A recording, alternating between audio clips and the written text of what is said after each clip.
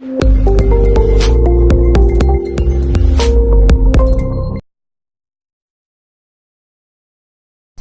Everyone, greetings from doctor Rashmi homeopathy. आज की इस वीडियो में हम बात करेंगे एक बहुत इंपॉर्टेंट टॉपिक रिलीजियस ओसीडी के बारे में। अब ओसीडी एक बहुत ही कॉमन टर्म हो गया है, सभी इवन आम लोगों को भी ओसीडी का मतलब पता चल गया है और बहुत सारे लोग जागरूक हुए हैं इस प्रॉब्लम के बारे में। जो ओसीडी यानी कि ऑब्सेसिव कंपल्सिव डिसऑर्डर होती है, जिसमें एक तरह का विचार आपके मन में बार बार आता है और बार बार आपको कुछ करने के लिए कंपल्स करता है कि आपको इस काम को करना ही पड़ेगा।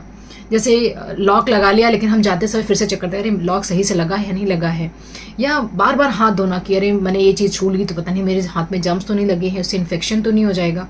सो अलग अलग टाइप के विचार आते हैं, अलग अलग टाइप की चीज़ें आपको करनी पड़ती हैं और अलग अलग टाइप की ओसीडीज होती हैं। आज की इस वीडियो में मैं बात करूँगी रिलीजियस ओसीडी के बारे में। ये एक ऐसे टाइप का ओसीडी है जिसमें पेशेंट को लगता है कि उसके साथ कुछ अलग है।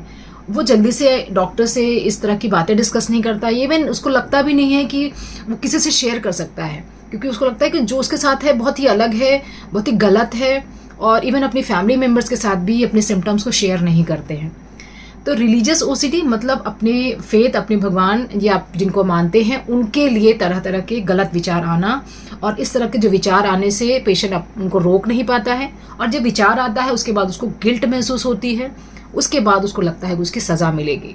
तो इसी उधेड़ बुन में पेशेंट परेशान रहता है, उसको समझ नहीं आता है, और जो भी काम होते हैं, जो उसके घर के काम होते हैं, वो उनको नहीं कर पा करके इन्हीं चीज़ों में उलझा रहता है। अब जो रिलीजियस ओसीडी है ये भी दो तरह की होती है। एक में होता है कि पेशेंट लगातार अपने भगवान के बारे में तरह तरह की बातें, उनके कोई भी इंसान मिल जाएगा तो उससे बस इसी टाइप की बातें करते रहेंगे, सिर्फ भगवान की बातें, उसके ही कैसे हमें पूजा करनी चाहिए, कैसे हमें हर एक रिचुअल के बारे में बात करते रहते हैं।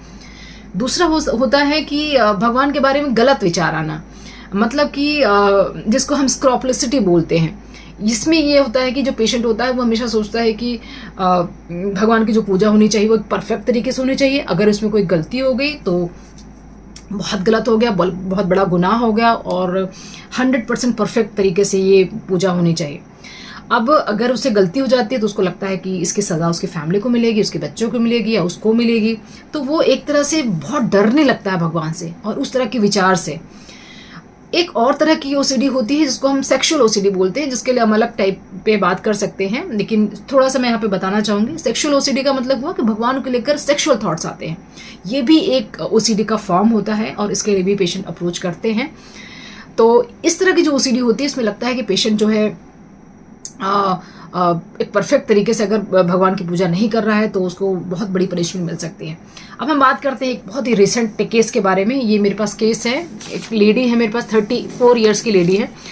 उन्होंने सिम्टम्स की जब अपनी एक्सप्लेनेशन स्टार्ट की तो उन्होंने बताया कि उनको गॉड फोबिया है। तो गॉड फोबिया, ये जो फोबिया है उनको पहले से भी थी, मतलब शादी से पहले भी इनको थी, और शादी होने के बाद बच्चा हुआ उसके बाद ये रिलीजियस ओसीडी में कन्वर्ट हो गई और इतनी एक्सेसिव हो गई कि पेशेंट को डॉक्टर से डॉक्टर चेंज करते रहना पड़ा और उसको कोई रिलीफ नहीं मिल रहा था। तो इनके सिम्टम्स हैं, अचानक भगवान से डरने लगने लगता है और सोकर के उठने के बाद उनको बहुत ज़्यादा अपनी तकलीफें बढ़ी हुई लगती हैं। भगवान की तरफ देख करके गलत विचार आते हैं। तो ये जो पेशेंट है इनके अंदर ये हमेशा लगता है कि अगर मैंने भगवान की अच्छी तरह से पूजा नहीं की तो भगवान मेरे बच्चों को पनिशमेंट करेगा, क्योंकि इनको बच्चा बहुत समय के बाद हुआ था, बहुत ही मिन्नतों के बाद या मन्नतों के बाद, सॉरी, ये सारी चीज़ों के बाद हुआ था। तो वो सारी चीज़ें पेशेंट ने कर ली। अब पेशेंट जो है क्या करता है, पहले तो बहुत अच्छे से पूजा करता था, घर में छोटा सा मंदिर बना के रखा हुआ था और रिचुअल्स अपने फॉलो करता था। लेकिन धीरे धीरे जब ये ओसीडी का फॉर्म पेशेंट के अंदर बढ़ता चला गया तो वो उनसे भागने की कोशिश करने लगी। भगवान को देख करके ऐसा लगता है कि अगर मैंने भगवान को ऐसे देखा तो नहीं, ये तो गलत हो गया, उस तरीके से मुझे आना चाहिए था, मुझे ये प्रेयर नहीं इस प्रेयर को करनी चाहिए थी। और सबसे इंटरेस्टिंग बात पेशेंट ने क्या बताई कि जब भी वो जाती है मार्केट में जहाँ पे उसको पता चलता है कि उसके घर के आसपास बहुत सारे मंदिर हैं, तो वो उन रास्तों से बच करके जाना चाहती है कि मुझे वहाँ पे भी मुझसे कोई गलती ना हो जाए और जिसकी पनिशमेंट मुझे भगवान देंगे। तो पनिशमेंट का डर, भगवान से फोबिया, इसके चक्कर में उसने अपने घर में पूजा पाठ करना भी बंद कर दिया, क्योंकि हमेशा उसको लगता था कि कभी भी उससे पूजा परफेक्ट नहीं होती, गलत हो जाती है और उसकी सज़ा उसको मिलने वाली है। तो ये केस था और उसने बताया कि इस तरह से ना अपने बच्चे के टेक कर पा रही है, उसका बच्चा भी 1-1.5 साल का ही है, और ना ही वो अपनी फैमिली का केयर कर पा रही है और बहुत ज़्यादा उससे परेशान है। तो इस केस में हमने 2 दवाइयाँ इसमें दी हैं। अलग अलग केसेस में अलग अलग दवाइयाँ हो सकती हैं। अब दवाइयों के बारे में इस केस की बात करूँ तो इसमें वलेरियाना और स्ट्रामोनियम का ट्रीटमेंट को चल रहा है। रिस्पॉन्स अभी तक बहुत अच्छा है। अगर हम इन जनरल की बात करें तो इस केस में सबसे ज़रूरी जो रीज़न होता है किसके कारण से रिलीजियस ओसीडी होती है या कोई भी तरह की जो ओसीडी होती है, वो लैक ऑफ कनेक्शन होता है। आपके दिमाग और आपकी जो बॉडी होती है उसके बीच का जो कनेक्शन होता है वो लॉस होता है। हमारे शरीर में एक न्यूरोट्रांसमीटर पाया जाता है जिसको हम सेरोटोनिन बोलते हैं। अगर सेरोटोनिन की मात्रा हमारे शरीर में कम हो जाती है तो हमारा जो मूड होता है वो स्विंग होने लगता है, मूड चेंज होने लगता है।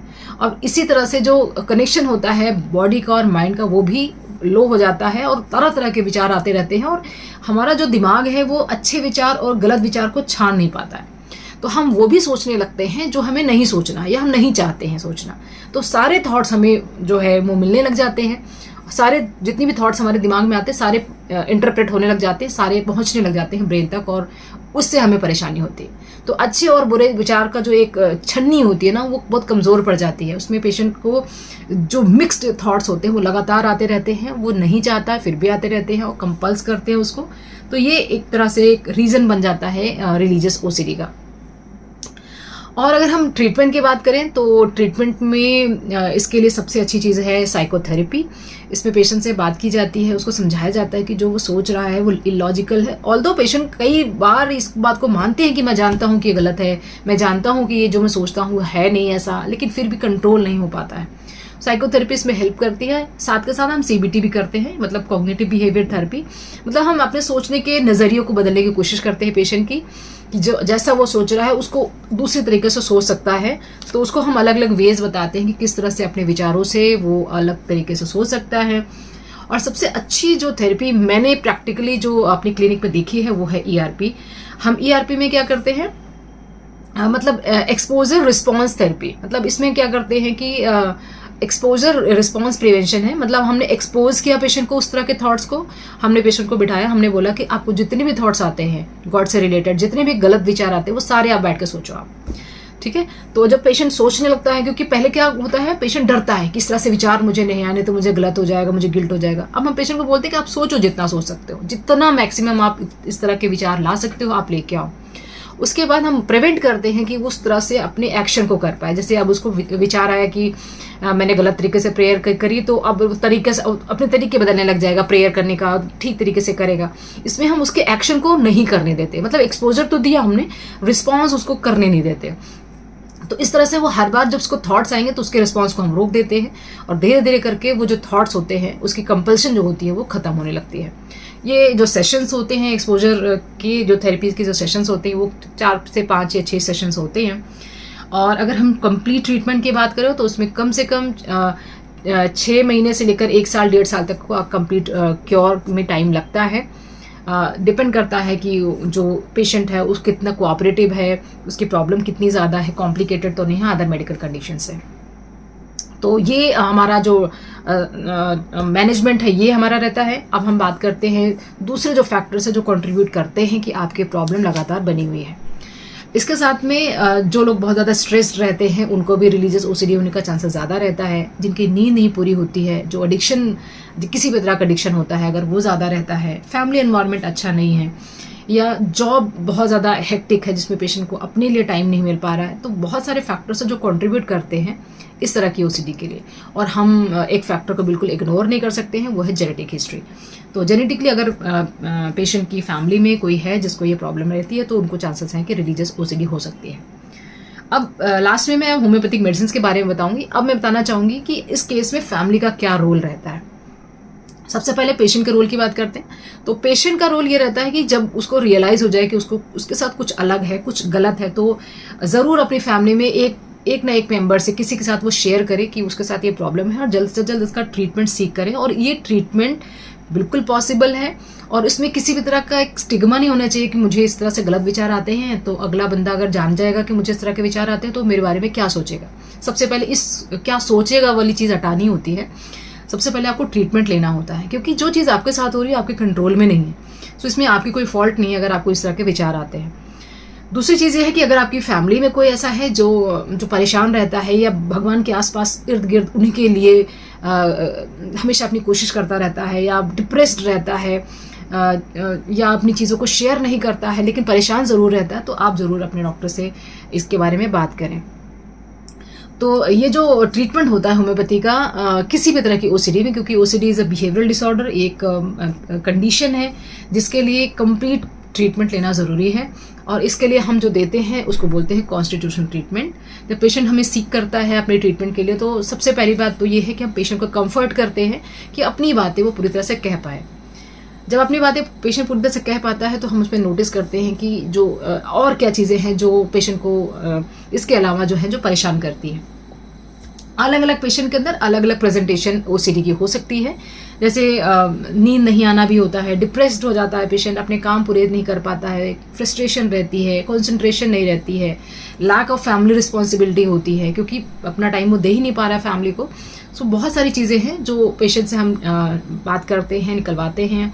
और इवन साइकोथेरेपी में जब हम पेशेंट से केस टेकिंग करते हैं, एक तरह से साइकोथेरेपी हो जाती है, क्योंकि होम्योपैथिक जो केस टेकिंग होती है पूरी डिटेल में जाती है।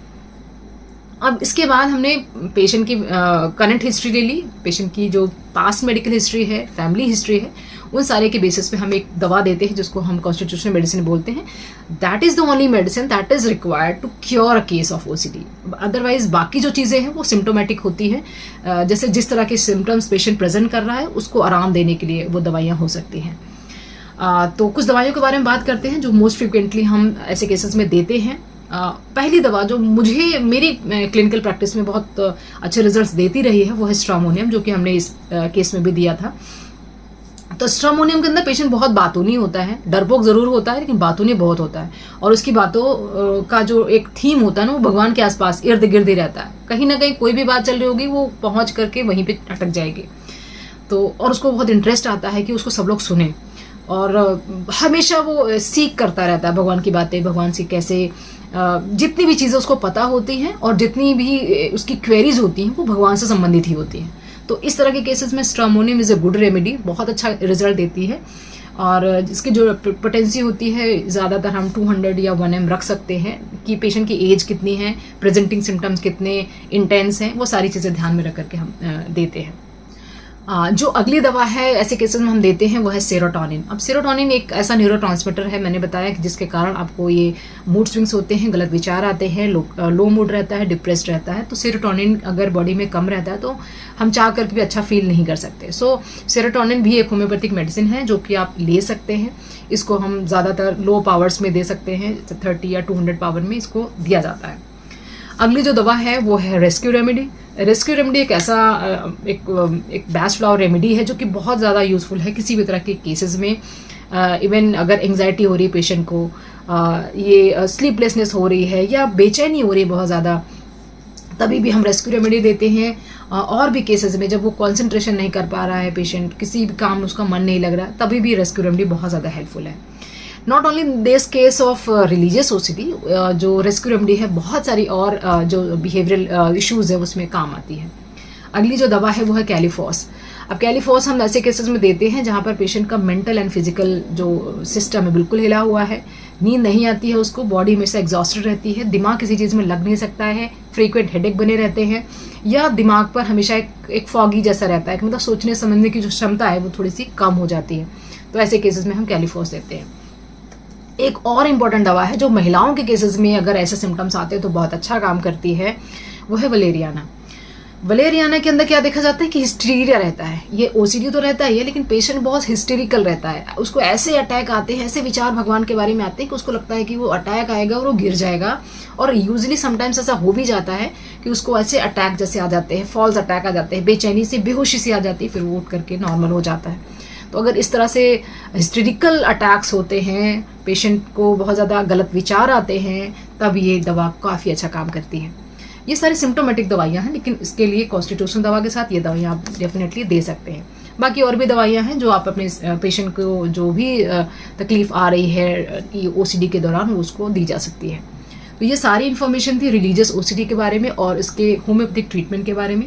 होम्योपैथी का जो ट्रीटमेंट होता है मैंने बताया कि 1 से 1.5 साल तक चल सकता है, और ये कंप्लीट क्योर हो सकता है। जितनी जल्दी इसका ट्रीटमेंट ले उतना ही अच्छा है।